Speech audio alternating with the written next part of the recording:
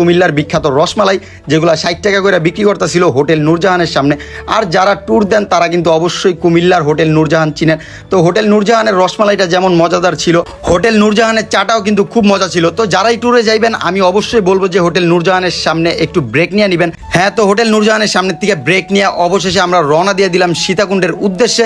কিন্তু সীতাকুণ্ডের উদ্দেশ্যে রওনা দেওয়ার পর এমনিতেই কিন্তু আমাদের অনেক লেট হয়ে গেছিলো, প্রায় 9টা বেজে গেছিলো। তো আমরা রওনা দেওয়ার সময় দেখলাম যে অনেক জোরে জোরে বৃষ্টি পড়তেছিল। যেহেতু আমাদের সীতাকুণ্ড যাওয়ার জন্য এমনিতেই দেরি হয়ে যাইতেছিল, তো সেই কারণে আমরা এই জোরে জোরে বৃষ্টি দিয়ে আমরা রওনা দিয়ে দিছি। কিন্তু দেখতেই পারতেছেন রাস্তার ভিতরে কিন্তু পুরা রাস্তা ভিজা। তারপর আমরা এই বৃষ্টিতে পুরা শরীর ভিজে আমরা গাড়ি চালাইছি। অবশেষে টানা 2 ঘন্টা গাড়ি চালানোর পর আমরা সীতাকুণ্ডের রাস্তায় আইসা পৌঁছাইছি।